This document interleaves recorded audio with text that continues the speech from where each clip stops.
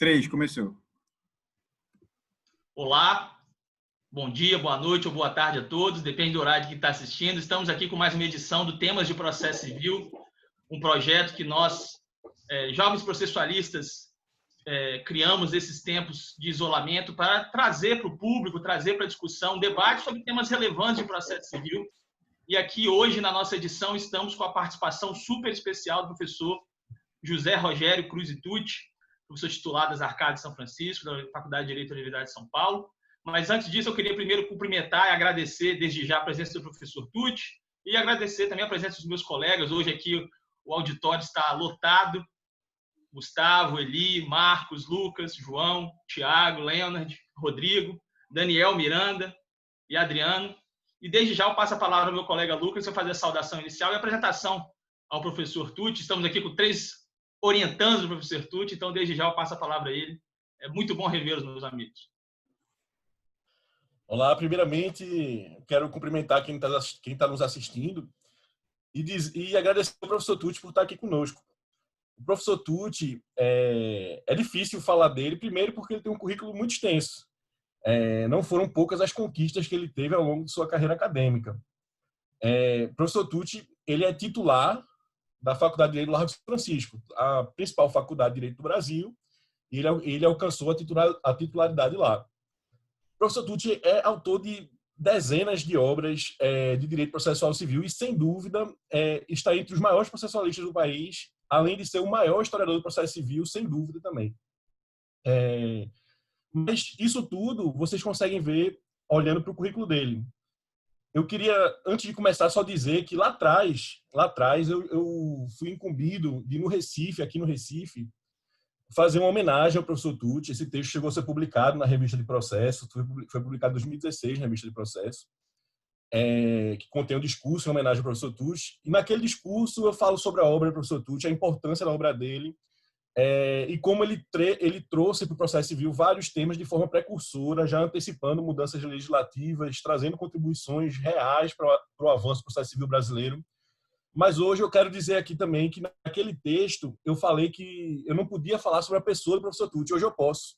Ele foi meu orientador no doutorado, e eu quero dizer que, além de todos os predicados que ele possui como processualista, ele é um sujeito incrível, um ser humano que, para mim, ele é o norte. Para mim, quando eu vejo o professor Tucci, ele é uma pessoa que eu quero seguir, tanto na carreira acadêmica, como um advogado excelente, extremamente ético, um professor que é acolhedor.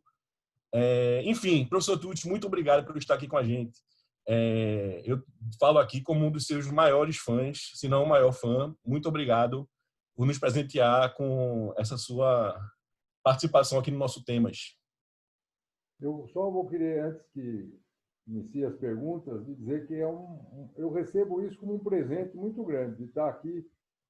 Lógico que eu tenho contato na faculdade hoje, não por conta da pandemia, mas, quer dizer, nesses últimos tempos, dando aula na pós-graduação, eu tenho contato com jovens, o Carlos Frederico, o Gustavo, enfim, que frequentam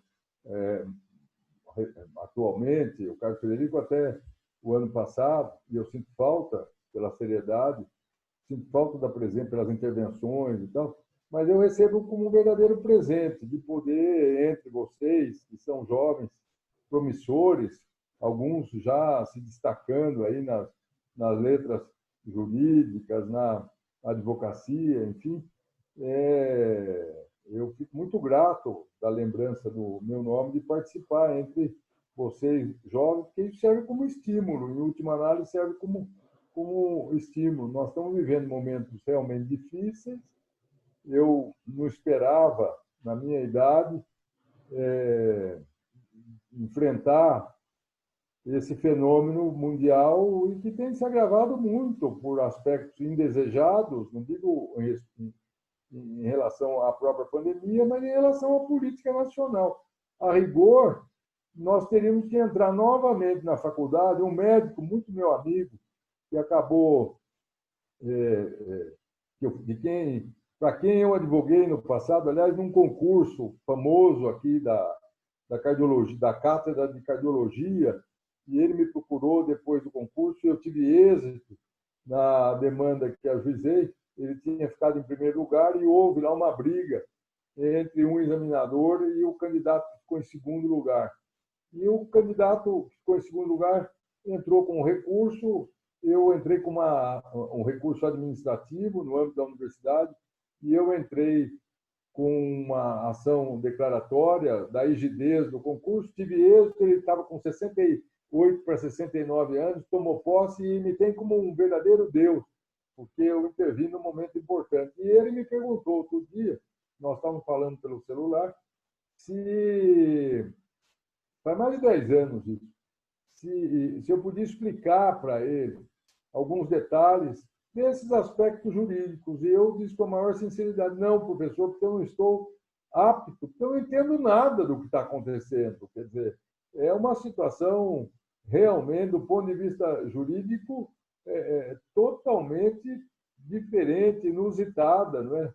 Inusitada, mas eu não vou entrar em detalhes e devolvo a palavra ressaltando a minha alegria de poder estar participando desse bate-papo com todos vocês. Professor, eu não vou lhe agradecer somente pelo senhor estar aqui com a gente hoje. Eu vou lhe agradecer e fazer isso aqui publicamente, e eu pude fazer no fim do ano passado por escrito, por ter me recebido na USP. Feito, eu coloquei, e durante muito tempo, quando eu comecei a ter aula, me era um negócio muito inalcançável. O senhor é um professor da USP, um professor paulista, que abre as portas da universidade para o Brasil todo. Então, aqui somos pessoas de todo o Brasil, mais 3 orientandos, que Daniel, Lucas e eu, que saímos do Nordeste, e o senhor nos recebeu, e hoje eu posso me dizer que me sinto à vontade na USP, me sinto em casa pelo senhor ter me recebido lá. E antes mesmo do senhor me receber, e depois que o senhor me recebeu com as suas aulas, eu estou na sua 3ª disciplina, e se tudo der certo, eu vou pagar a 4ª seguida, sobre os quatro grandes nomes do processo civil italiano. Eu comecei a me dedicar pesquisar e mergulhar nas suas obras. Eu separei algumas que estão aqui em casa. É muita coisa, fora a quantidade de artigos que o professor tem escrito. Outros livros que não estão aqui, alguns que são muito difíceis de encontrar e a gente tem que recorrer às bibliotecas. Mas, feito o Lucas falou, o currículo é extenso, a bibliografia é extensa, mas o que a gente queria saber é como é que o senhor enveredou para o processo civil? E enveredou também para a academia, porque o senhor costuma dizer que, antes de tudo, o senhor é um advogado. O senhor é advogado, o senhor nasceu para ser advogado. Se tivesse que repetir tudo de novo, repetiria sendo advogado, mas acabou com essa veia acadêmica forte, se tornando professor titular da disciplina de Direito Processual Civil na USP. Como é que começou? Qual é a origem? Bom, eu venho do interior eu agradeço as suas palavras aí, meritórias em relação ao meu trabalho, e eu digo que na vida é importante você ter vontade e ter sorte. Meu pai era um advogado de interior, filho de um construtor de igreja, imigrante, e para ganhar a vida ele era jornalista no interior, fazia álbuns, anuários jurídicos das cidades ali. E depois ele veio estudar. Meu avô não era formado, meu avô paterno queria, por toda a lei, que meu pai estudasse na Politécnica. E meu pai fez o vestibular da Politécnica, mas pelo veio jornalístico dele, ele acabou fazendo vestibular na PUC em Direito e voltou careca para o interior. E aí, nesse momento, o meu avô o recebeu com muita alegria e falou: pai, eu entrei em Direito, eu não entrei em Engenharia. E eu já nasci num berço em que meu pai tinha algum sucesso como advogado lá no interior, redigia bem. Ele trabalhou enquanto estudante aqui para ganhar a vida com Samuel Weiner na Última Hora. E eu conheço pouco dessa época, evidente dele. E depois ele construiu uma casa no interior, em Mojimirim, e fez lá um escritório. Ele já comprava muito livro. Naquela época tinha aqueles livreiros ambulantes. E eu já nasci, já ele tendo fila lá, ele contratou um advogado, dois, depois ele tinha 4 advogados. Isso daí na década de 60, começo da década de 60, eu tinha 6, 7 anos. E os casos criminais que ele relatava, geralmente no jantar, me empolgavam muito. Eu nasci numa casa em que a parte de baixo era escritório e eu passava o tempo, depois da aula, vendo aquele movimento de clientes que eu conhecia. Uma vez, um dono de um posto de gasolina, que existe até hoje lá na entrada da minha cidade, na época da Copa de 70, eu já era um moço feito, já. Eu tinha 14 para 15 anos, foi o último ano do meu interior. Ele procurou o meu pai um pouco antes. Na Copa de 70 era um outro problema. E ele, eu nunca me esqueço, nós saímos lá, o jogo da Copa de 70 era tarde, no fim de tarde, e aí, passando do México para cá, e aí ele, de baixo, era uma casa sobradada, nós saímos lá, ele falou, meu filho deu um tiro no restaurante, num cliente. O sobrinho dele estava preso, naquela época, por defloramento de menor, corrupção de menor. E meu pai falou, olha, se ele morrer é grave. No outro dia, era segunda-feira, esse seu Miguel, que eu nunca me esqueço, apareceu lá e falou, o homem morreu. Meu pai falou, então a situação piorou muito. Eu virei para ele espontaneamente, falei, o senhor tem uma vida maravilhosa. Meu pai falou, como assim? Como você está falando? Quer dizer, quase uma ofensa para o cliente, estava todo enrolado. Eu falei, ele está com o filho na cadeia, o outro deu um tiro.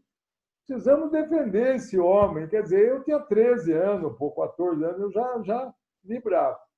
E depois, vindo para São Paulo, meu pai já professor da faculdade, naquela época era professor livre-docente, professor adjunto, na sucessão do tempo, e eu tive a enorme satisfação de ter tido professores de processo. Eu tinha influência paterna, os livros. Meu pai comprou, na década de 60, comprou a biblioteca do Siqueira Ferreira, que tinha o Cujaço, o Donello. Eu vi tudo isso lá no interior, para um caminhão lá, um caminhão com os livros todos encaixotados e tal, e meu pai pondo, eu ajudando a colocar meu pai. Eu li a revista dos tribunais, mensalmente, que era uma delícia, o boletim da Associação dos Advogados, a revista Forense, eu li artigos, quer dizer, eu ia tendo, como um advogado do interior, pela visão que meu pai tinha do direito, e depois na docência livre, ele foi professor de comercial, professor de direito romano, então eu ia comprando livro, não é hoje que tem, por isso que chama docência livre. O libero docente na Itália é esse mesmo, que enquanto ele não tem uma cátedra, ele vai dando aula daquilo que meu pai dava aula à noite na São Francisco. Eu ainda não tinha vindo, depois vim para São Paulo, tive professores excepcionais, convivi com 3 falecidos, que não foram meus professores, mas que estavam sempre junto com meu pai, saudoso Sérgio de Moraes Pitombo, meu maior professor de processo, o melhor professor que eu tive, o professor Sérgio Marcos de Moraes Pitombo, foi desembargador, depois eu me tornei advogado dele, grande amigo e tal, sofri muito quando ele faleceu, que ensejou o retorno do meu pai para a faculdade, depois de aposentado, para terminar as orientações do Pitombo. O Luiz Carlos Azevedo, com quem eu escrevi 3 livros, ontem, aliás, antes de ontem, dia 1º, o Luiz Carlos fez aniversário e eu me lembrei dele. E o Moacir Lobo da Costa, que era uma peste, era um homem que tinha 3. Ele quis fazer um congresso uma vez, de História do Direito, ele não conseguiu inscrição para encher um Carmanguia, pô, né? Quer dizer, ele era terrível, pô. Ele era um homem. Eu, quando fui lá, ele falou: sou amigo do seu pai. O senhor é recém-formado, o senhor vai estudar. Ele tinha 1,5 metro de altura e bravo, mas bravo. Inclusive, às vezes, com um certo inconveniente nessa braveza. Quando ele morreu, eu e o Luiz Carlos fomos à missa de 7º dia, o padre não foi. E até hoje eu não sei se o padre não foi por tinha chovido muito naquele fim de tarde de São Paulo, ou se o padre conheceu o Moacir, se recusou a rezar a missa. Foi uma felicidade. O professor Araújo Sintra, que foi meu primeiro professor de processo civil, não era como é que eu posso dizer, um homem que tinha se aprofundado às letras jurídicas processuais, mas era um cara extraordinário, meu amigo até hoje. Ele está cego das duas vistas. Eu ainda liguei 2 vezes nesses últimos 40 dias, falo com a mulher dele, falo com ele. Então, isso foi sorte. Eu nunca saí da faculdade, nunca, eu não tive opção, Então, eu acabei atrelando uma coisa à outra, a veia acadêmica veio por causa do Moacir Lobo da Costa, e eu quis fazer, eu era muito xereta, tipo Daniel, assim, e eu quis fazer a pós-graduação, achava bonito aquilo, né? Primeiro eu fui, vamos dizer, um acadêmico. Depois que eu voltei da Itália, em 83, eu já estava formado há 5 anos, eu tinha bico só aqui. Ou com meu pai, com o professor Vilaça, ajudava um advogado criminalista, que é vivo ainda hoje, mas já tem uma idade provecta, filho de um grande conselheiro da OAB aqui em São Paulo, Américo Marco Antônio, um dos maiores advogados de júri. O filho dele fazia advocacia criminal, e me ajudou nesse começo, mas um outro caso de inquérito, de ir na delegacia, quer dizer que um advogado, eu ficava estudando. E eu lia tudo que podia ler de livro jurídico. Eu tenho facilidade, italiano, depois comecei a estudar alemão, e ainda consigo ler com uma certa proficiência. Enfim, é uma questão aí de sorte, vontade. Comecei a escrever meus primeiros artigos por incentivo do Pitombo, assim que eu voltei da Itália. E aí foi, quer dizer, comecei a participar de congressos, sempre meio xereta, mas o homem fundamental na minha vida foi o Moacir Lobo da Costa. Falou, vai para o exterior, vai embora para o exterior e tal, não fica aqui. E minha mãe, que, embora não soubesse o que estivesse acontecendo, me incentivava. Vai embora, vai embora. Eu, durante a faculdade, fui estudar línguas. Nos meses de férias aqui, né? Fui para a Alemanha, fui para Cambridge para estudar inglês, sempre com incentivo da minha mãe. A minha bolsa, se eu contar, ninguém acredita. Eu fiz uma dessas viagens para estudar idioma, e xereta, passei em Roma, fiquei 5 ou 6 dias em Roma, e aí fui lá na faculdade fuçar, imagina, não estava formado ainda, e estava lá, Sportello degli Stranieri, Guichê dos Estrangeiros. Me deram um formulário lá, eu preenchi o formulário para concorrer a uma bolsa de estudo. Isso foi de 77 para 78. Quando foi em 80, num sábado, eu estava voltando de um jogo de futebol com um amigo que morava na minha rua, que é desembargador. Hoje, meu grande amigo, o Vitor Gulhão, tomamos ali um aperitivo e eu subi com a chuteira na mão. A minha mãe falou, chegou um telegrama para você. Isso no fim dos anos 80. E aí o senhor ganhou uma bolsa de estudo aqui, que é o Partido Comunista da Prefeitura de Roma, e tal, o senhor ganhou. Aí eu fui, 1 mês e meio depois, eu fui para a Itália. Quer dizer, são as circunstâncias da vida, entendeu? Se eu não tivesse ido no Sportello degli Stranieri, eu não tinha assinado isso, não conhecia ninguém, ainda peguei o Pugliese, pô.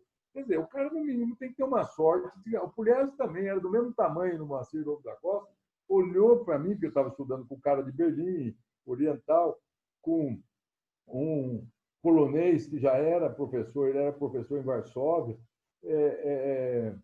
hoje o atual professor ordinário de Direito Romano da Universidade de Munique, o Rainer, de quem eu fui padrinho de casamento, e ele separou logo depois. Ele casou com uma romana, separou. Eu quase casei com uma veneziana, filha de um médico também. Bom, então, vai ser peguei o Pugliese lá, ele olhou com desdém para mim e falou, tu sei, Pio Giovanni. Como é? Eu nem sabia a idade dos outros, eram professores, os 9 bolsistas, eram 9 bolsistas. Eu era o único, tinha uma professora do México e depois eram dos países em desenvolvimento e do leste alemão.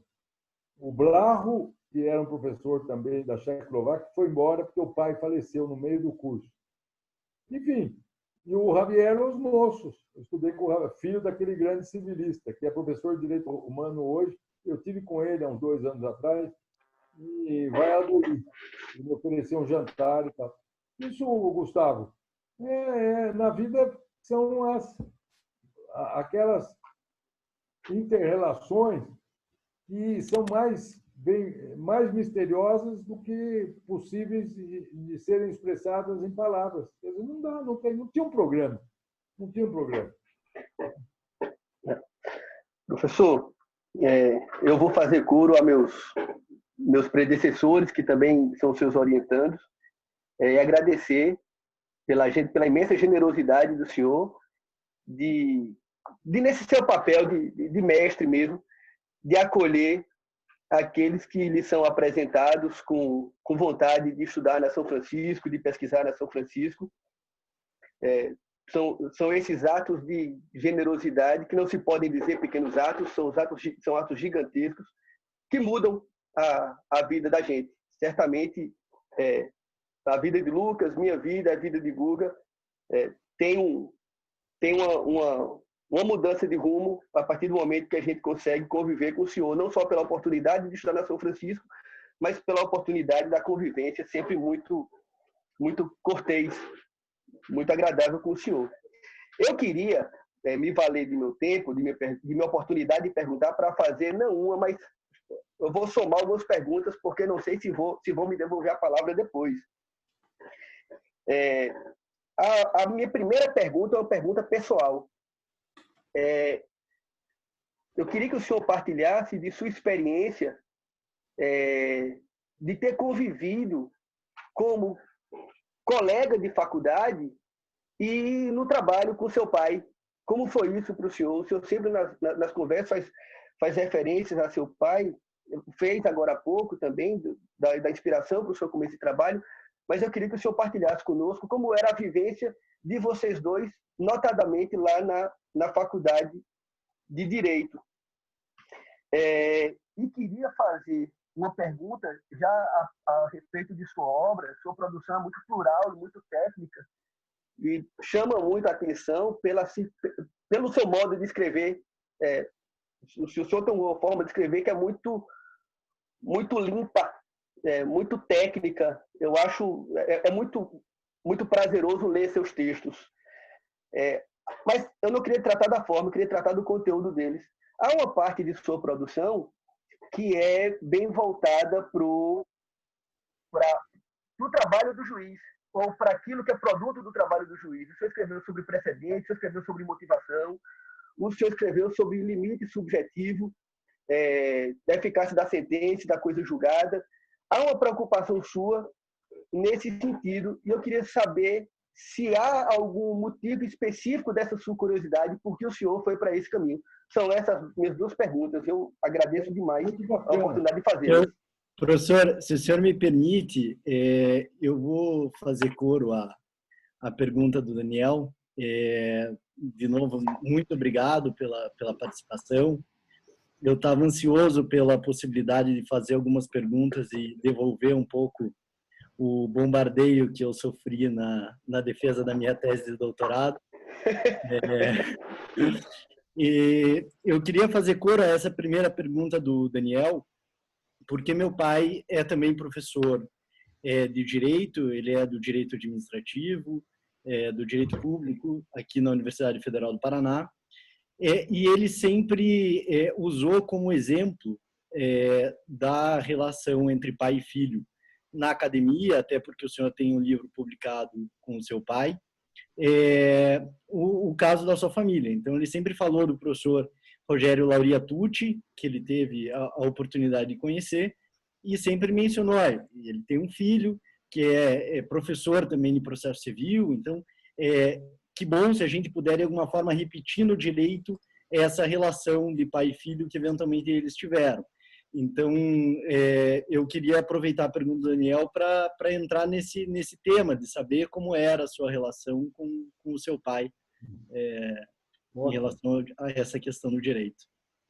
Eu quero fazer primeiro uma observação. Eu agradeço muito essas perguntas que me tocam bastante. Não é comum, porque normalmente eu estou exposto, vocês também, quando vão fazer palestra e tal, a perguntas sobre o tema. Por isso que é interessante esse bate-papo, porque toca, enseja revelação ou revelações que não são conhecidas, né? Que fazem parte da personalidade de cada um de nós, mas realmente não são conhecidas, porque não é objeto de curiosidade quando você está dando uma palestra e tal.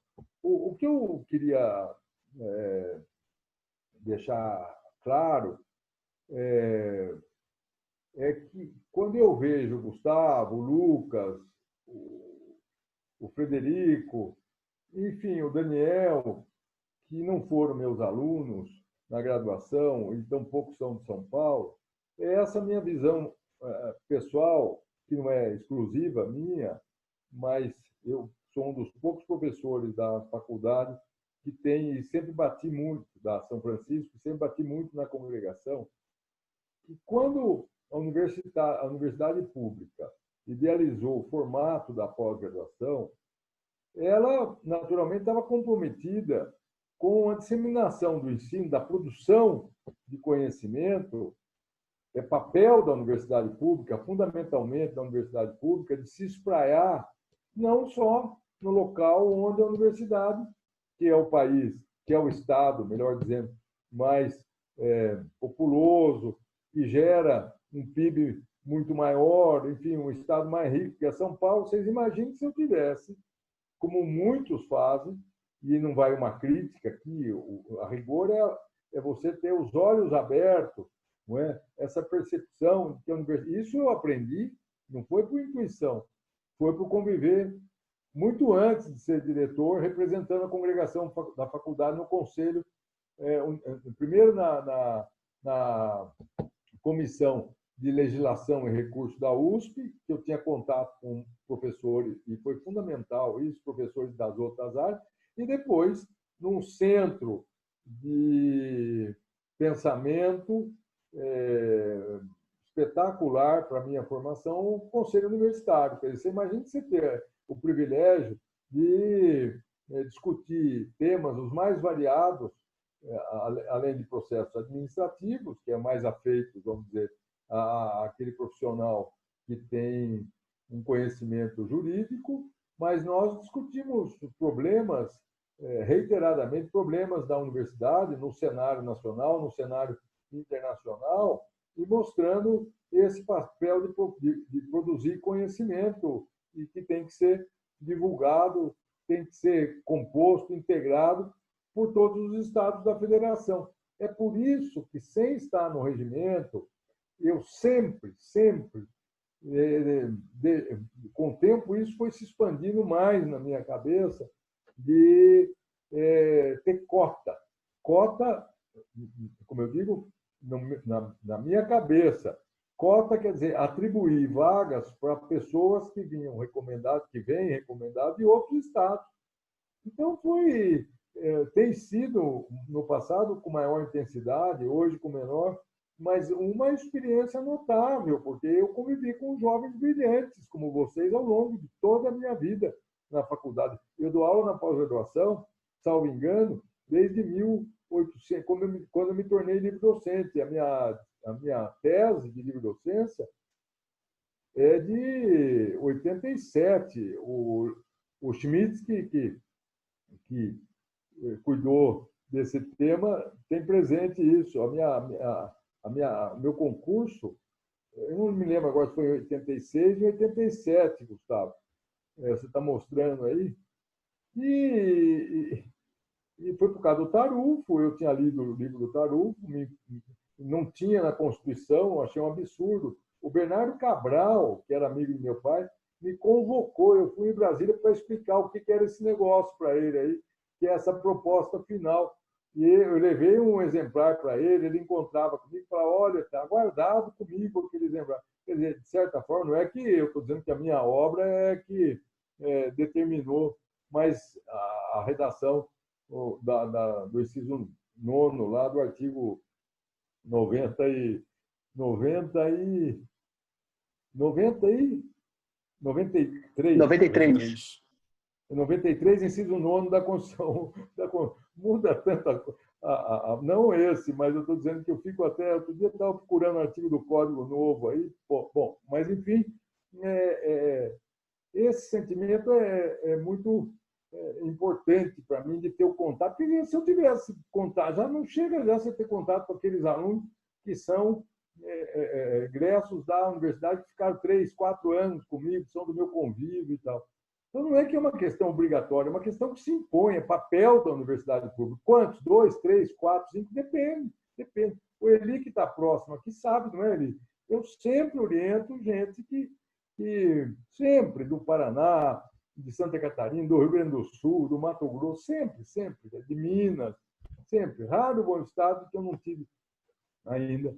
Do interior de São Paulo, pessoa que estudou e que mostra vontade. Agora estou de olho numa candidata, que eu não sei se ela vai escrever, que escreveu embargo de terceiro, uma menina brilhante da PUC, fazer o doutorado comigo. Agora tem um do Rio também. E outra coisa, eu não garanto vaga para quem é novo.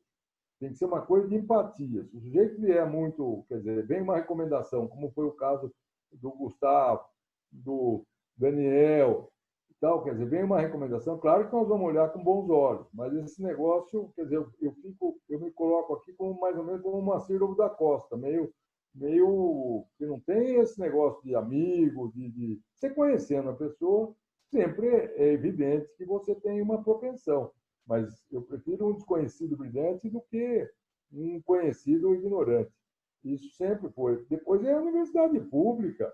Veio um rapaz do Espírito Santo uma vez, do Espírito Santo, estudar comigo. O cara fez depois ele foi ficando aqui por São Paulo e tal, e perdeu o prazo, não me deu uma satisfação, nada. Quer dizer, devia, nesses casos, de pagar a universidade, ser obrigado, porque o ensino público é até a graduação, não a pós-graduação. Mas respondendo, eu fico falando aqui também, vocês que me conhecem sabem que eu me perco muito. A relação é diferente um pouco da relação que os mais jovens têm com os pais atualmente. Exemplo dos meus filhos em relação a mim. Eu tinha um respeito muito grande pelo meu pai, e meu pai era um advogado forjado no interior, desconfiado, self-man-made. E ele não acreditava em ninguém. Se ele não tivesse morrido por outra razão, ele morreria pelo processo eletrônico. Ele não deixava ninguém ir no fórum. Ninguém ia no fórum. Ele ia no fórum, ver o carimbo, se o carimbo estava no lugar certo, a data, com aquela letrinha dele, tomava nota da data e tal. Quer dizer, eu participei muito pouco da advocacia. Ele nunca teve um escritório próprio, fixo. Nos últimos tempos, que eu não sei precisar bem, mas 20 anos, vamos dizer que eu convivi, ele tinha os clientes dele e eu dava muito apoio. Ele falava, estou precisando... isso me ajudou também, de uma forma direta. Estou precisando de um assunto assim, e ele não estava com o tempo muito atualizado. É como hoje eu me agarro no Heitor. Eu falo isso com o Heitor, estou precisando de um negócio assim. Na mesma hora vem. Quer dizer, vem como se eu ligasse para o Lucas. Lucas, quem escreveu sobre... Como eu estou com o Heitor perto, o exemplo do Lucas... Estou dando como exemplo o Lucas, mas qualquer um de vocês, eu já passei a fase em que eu ficava up to date, quer dizer, eu ficava vendo todos os livros que saía, não por desencanto, mas é porque você vai cansando. Eu não vejo, mas às vezes eu vejo um livro e falo, não vou ter tempo de ficar lendo esse livro assim, assim. Eu tenho comprado coisas que realmente, ou que eu não li no passado, que é raridade no presente. Comprei 2 livros agora, do que eu vendo, coisa assim, preciosa, aqueles livros que têm vindo da Índia, lá, até chegaram pela DHL aqui em casa. Uma maravilha, pô. o facsímile original dos 2 livrinhos que eu comprei que chegaram e tal. Estou lendo os sermões do Padre Vieira. Quer dizer, estou numa outra, e dando parecer. Então, eu tive um contato profissional com meu pai, em que eu fui mais útil a ele do que ele para mim, inclusive com clientela. Ele morreu, eu acho que ele tinha uns 8 ou 10 contratos escritos, o resto era tudo para amigo, inclusive o Lucas me mandou um acórdão dos últimos casos, um caso que nós ganhamos, que o Lucas me ajudou muito aí, dos médicos, eu passei imediatamente para o médico, os médicos só tem um vivo, já até morreram já os clientes. É tudo de graça, tudo quer dizer, pro bono, tudo de amigo. Ele ia em festa, voltava com uma causa. Uma coisa tudo desarrumada. Era uma pessoa tão séria, mas eu não tive problema com nenhum cliente dele, senão com o mais rico, é sempre assim, com o mais rico. Mas não tinha contrato, eu tive que entrar com uma ação e tal. Mas o legado que ele me deixou, Adriano, você que estava tocando no senhor, seu pai, que é professor, o legado do ponto de vista profissional foi a ética. É uma coisa, nesse caso que eu estou contando para vocês, ele não tinha contrato com o cliente, uma ação de desapropriação. O cliente morreu, ele também morreu, os clientes falaram, não tem mais nada a pagar. Só que eles estavam recebendo aquela prestação anual da desapropriação. E ele tinha, na pasta do cliente, o recibo do levantamento, o extrato do banco e o repasse do cliente ficando com 20%, não me lembro se era 15% ou 20%. Eu entrei com a ação de cobrança, a prova foi absolutamente aceita, porque o combinado estava demonstrado naquelas 6 parcelas de 10 que ele já tinha recebido. Então, é evidente que ele tinha uma participação em cada parcela levantada. E o cliente, não é nem o cliente, os herdeiros do cliente não honraram. Eu tive que entrar com a ação aqui numa família de São Roque, aqui próximo a São Paulo. Então, ele tinha um cuidado, um zelo com essa questão de ética. Ele que me introduziu, vamos dizer, nessas obras mais conhecidas do Calamandrei. E outra coisa, era um italiano que ele chegou a ameaçar juiz em audiência, que eu falei, eu vou sair preso daqui hoje e tal. Ele era super educado, muito educado, mas ele falava para o juiz, o senhor pode ser magistrado, o senhor deve ter prestado concurso, com a voz mansinha, sem, mas juiz o senhor nunca vai ser. Na audiência ele falava isso, quer dizer, eu ficava, depois eu ia fazer audiência com o mesmo juiz, falei, o cara vai julgar contra e tal. Com o desembargador, interrompia julgamento, ninguém falava nada. Mais velho, interrompia julgamento, nunca com o tom de perquirir o conteúdo mas quando ele abria a boca, ele tinha alguma razão. Enfim, eu vi no Supremo ele brigando com o Munhoz Soares, lá atrás. Por mais um pouco, nós vamos ter que abrir todas as cadeias. O ministro falando para ele no Supremo Tribunal. Eu acho que era a primeira ou a segunda vez que eu tinha ido lá. No meio do voto, o Munhoz quase teve um infarto, o Munhoz Soares. Era um homem austero, grande. E ele falou, mas fica preso quem não tem direito e solto quem tem direito. Eu estou postulando aqui nessa ordem de habeas corpus assim. O senhor não me interrompa. Não, o senhor está generalizando. Então, eu aprendi isso. Eu aprendi prerrogativa acima de tudo. Você tem que defender as suas prerrogativas e não tem que ter receio de ninguém, desde que você esteja agindo de uma forma correta. Esse foi o maior legado. E um outro aspecto que me deixa, já para a segunda questão que o Daniel coloca, e coloca bem, ele deve ter ouvido eu também já ter afirmado isso, que teve um contato temporal longo comigo, o nosso convívio já de alguns anos.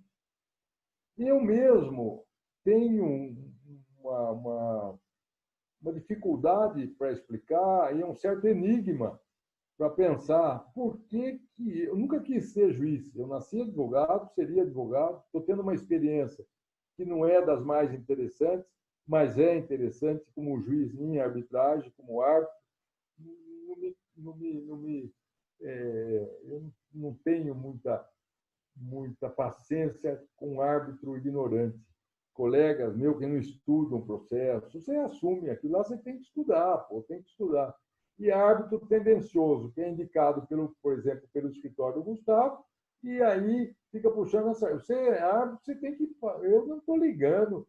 O escritório grande aqui de São Paulo me indicou, o advogado me ligou depois da sentença, eu vou desistir da arbitragem. Eu falei, pois faça isso mesmo. Ele estava querendo me criticar ao dizer isso e tal, e tal. Pois faça isso mesmo. Eu disse, daí ele disfarçou, não, estou te ligando por uma outra questão, mas ele queria falar isso, atacar a sentença contrária, como quem disse, eu tenho tanta confiança em você que te indiquei. É confiança para saber que eu não vou dar a sentença favorável a qualquer um daqueles que tem me indicado, enfim. Mas eu tenho dificuldade para explicar por que eu escrevo trabalhos sobre precedentes judiciais, porque estão ligados ao contencioso, à advocacia contenciosa. Eu não tenho uma resposta pronta. É a mesma coisa perguntar para o Leonardo, por que você escreveu sobre a motivação da sentença?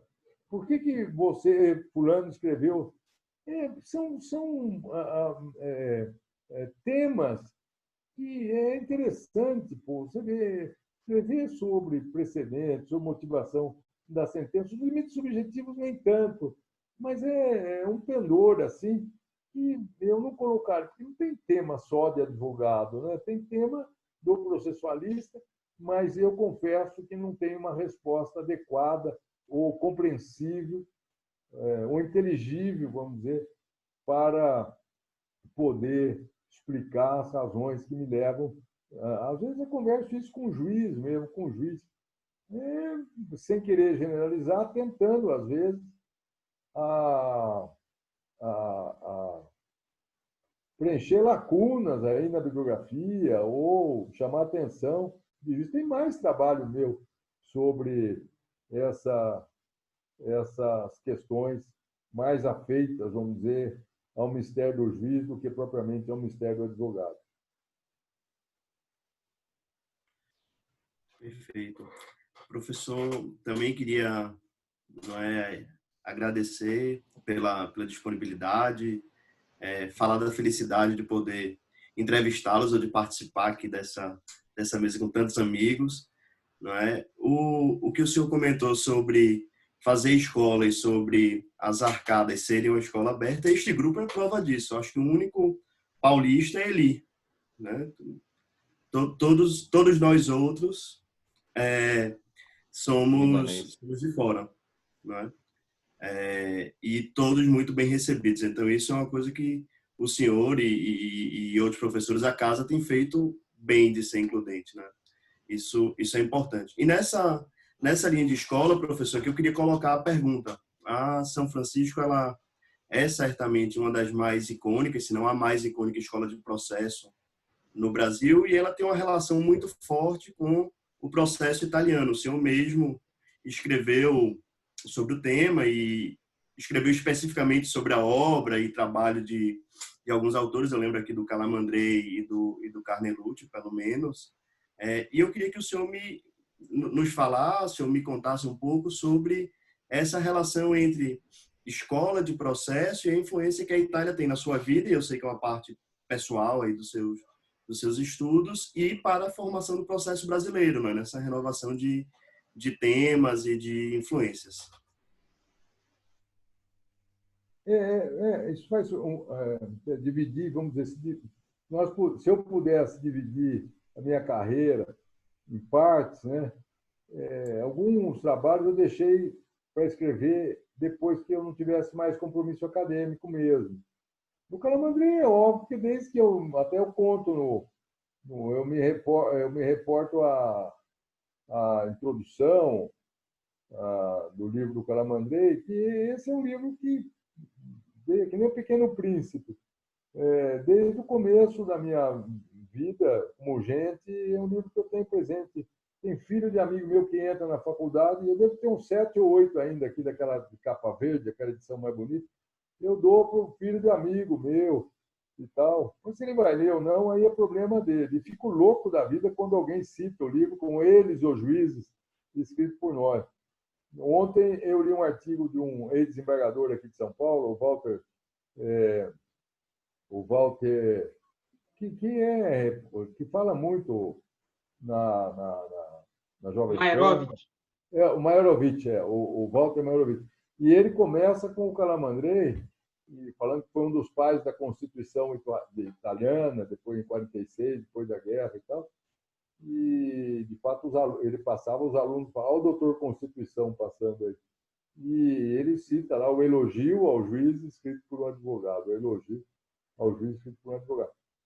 Mas é que o primeiro livro de grande impacto que eu li, assim, e hoje a minha filha pergunta, pai, qual livro de processo? Eu falei, as instituições de que eu venda.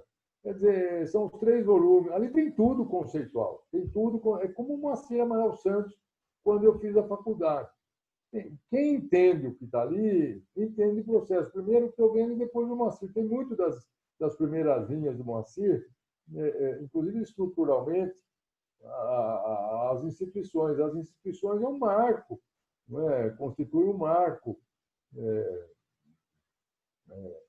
vamos dizer, da dogmática sistematizada. Depois, isso foi levado às últimas consequências. É claro, o sistema de Carnelucci é muito mais aperfeiçoado, chega a minúcias mesmo do processo. É uma obra pronta e acabada. A do que eu venda não era. Mas em processo de conhecimento, ele mata e a cobra e mostra o pau ali. Quer dizer, simples. Depois com as anotações do Liebman, então, é uma obra especial, que nenhum processualista pode deixar de ler. Não precisa ser de uma vez e tal, mas não tem uma palavra, assim como o Barbosa Moreira escreveu, o saudoso Barbosa Moreira escrevia, não tem uma palavra fora do texto. Todo texto que eu faço, muitos deles não são perfeitos, evidentemente, a grande maioria, mas eu leio, releio, vou cortando, leio de novo, imprimo, leio de novo, parecer que eu faço, dificilmente faço um erro no parecer. Você tem que ter amor pelo que você faz. Você tem amor. Aqui, muito entre nós, com o máximo de carinho. Às vezes o Heitor faz a coisa meio correndo, eu tenho mais liberdade hoje do que com vocês. Assim, eu falo, Heitor, lê de novo, depois me manda. Porque eu acho que é importante a todo o trabalho humano, reclama uma releitura, uma reflexão. Esses artiguinhos descompromissados meus que saem no Conjuro, domingo de manhã eu imprimo as 4, 5 laudos, eu leio, arrumo e depois, porque meu trato é mandado até domingo. E depois eu mando corrigir. E assim mesmo passa alguma. E aí eu ligo para o jornalista, depois do artigo, ou na segunda-feira, que a coluna é na terça. Fala, tem um A faltando. Como eu liguei antes de ontem. Eu liguei na terça-feira, falou, saiu o Centro Acadêmico 11 de agosto. Dá para você colocar de agosto? Aí, pois não, na mesma hora ele corrige online e tal. Senão você fica muito relaxado, sobretudo quando você está sendo remunerado, como é o caso da advocacia, e você não pode fazer um serviço esculachado, um serviço... Essas obras italianas, essa literatura italiana influenciou a vida inteira. Quer dizer, o livro do Carnelucci, Direito e Processo, tem que colocar que é um masterpiece, que para assim é um Leonardo da Vinci. Ele fala, esse vai ser o meu último livro, na introdução. Pô, é uma coisa fantástica. A definição que ele dá do tempo inimigo é lindo aquilo. É uma página, eu não sei se eu curto muito, mas é um negócio assim, é que nem uma Playboy, entendeu? Na época áurea da Playboy. Você pega uma página dessa, é maravilhosa a página. Pega ali você vê, tem gosto para tudo, como diz o... tem gosto para tudo. É essa aí. Guarda bem com carinho esse trabalho. Professor, Eu devo Posso... confessar, professor, que fiquei com medo quando o Lucas pegou um livro, eu fiquei com medo de ser uma revista e não um livro. Isso. Então, essa circunstância, um artiguinho que eu vendo, que eu recebi agora, eu abri como se fosse um anel de brilhante, né? Vem com uma encarnaçãozinha bonitinha. É uma separata, né, Gustavo? Você tem essa, a Lacondana neles fez no Nerito Romano, não é? Mas o seu é novo, né? O que veio, olha, esse que vem da Índia, tá vendo? Ele vem com couro, custa $10, pô. Custa, acho que 14 o correio. Não, esse é o livro, pô. Não, eu estou falando que esses daqui eram os trabalhos. Essa daqui é a monografia de fim de curso dele. O da Laura, né? Da Laura, Esse é o do Forgotten Books que o senhor nos ensinou na aula esses dias, não, né? Que vem da esse Índia. daqui é da Índia, não é o Forgotten Books, não. É essa edição aqui. É quase uma especiaria, né? Uma especiaria, né, praticamente. Tá vendo? Eu comprei na Web Books, custa $10. É fininho, mas O que eu tenho é esse da Amazon aqui, que também vende, só que ele vem grande, ele não vem encadernado. Não, mas é o mesmo título, ó. Só que quantas páginas tem esse? Esse aqui é o facsímile também, ele é bem fininho. Então é o mesmo, Esse aqui. 1895? Exatamente. Então. 1895. Só para a gente fazer uma pergunta, eu queria fazer uma pergunta que é comum em todas as vezes que a gente recebe um convidado, e eu acho que no caso do senhor vai ser especial isso, até pela trajetória e pelo conhecimento bibliográfico que o senhor tem. Antes disso, só para fazer uma constatação, e o senhor me corrija se eu estiver errado, o senhor foi aluno do seu pai e foi professor do seu filho também, né? Na faculdade. Não, eu não fui aluno do meu pai, eu acho que eu não fui, não, Eli. Eu assistia a aula esporádica, porque ele dava processo penal. Eu tive processo penal. Ele dava processo penal no 5º ano, para quem ia para a área de penal. Eu fiz a área de privado. Ah, tá. Mas do Rogério, o senhor foi professor? Professor de vida ele foi, não na faculdade. E ficava louco em concurso, se alguém me desse uma nota menor, ele avançava ele foi no concurso do BEDAC, o BEDAC sempre frequentando a minha casa, se tornou amigão do meu pai. O Adroaldo Furtado Fabrício deu 8,5, se eu não me engano, na aula do BEDAC. Ele foi tirar satisfação com o Adroaldo depois do concurso, mas não era brincadeira, não. Ele falou, por que você deu 8,5? Assim, com o pescoço levantado. O Adroaldo, muito educado, não, você veja e tal, e tal.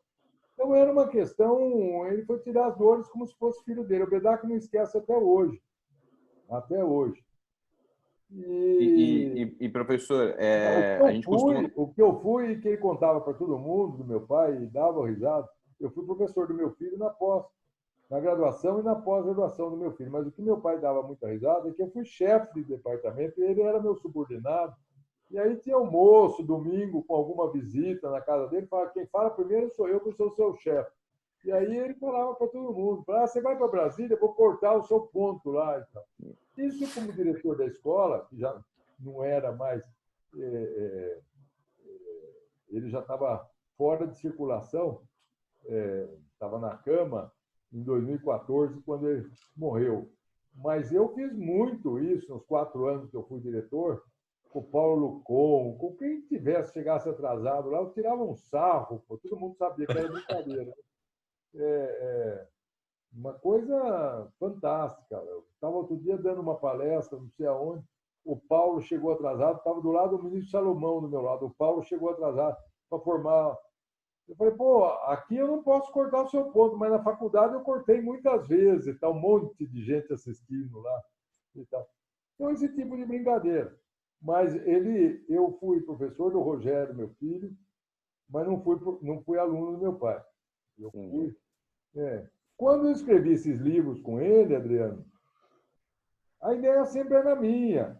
E vocês podem ver, foi na tese de concurso para titular dele, sobre as garantias processuais, vocês vão perceber ali que a literatura tem muita coisa de processo civil, de processo constitucional, que eu que levantei, que era tudo coisa moderna, que está citado nos meus livros também, e tal, que eu passava para ele. E aí ele ia formatando, que ele era muito bom para isso. Esse livro, Construção e Processo, que vendeu para Chuchu, nós vimos produzindo, ficou bacana, porque foi no momento que acabado de sair a Construção. Esse livro é de 89.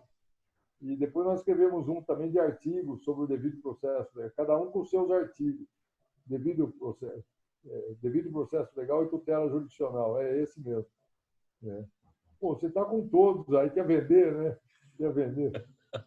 E o Heitor veio com um livro que esse Schmitz, esse livro da motivação da sentença meu, que o primeiro livro assim mais bacana meu, que eu dediquei para meu pai e minha mãe, um aluno do Heitor comprou no sebo, pô, com dedicatória, puta vergonha, pô.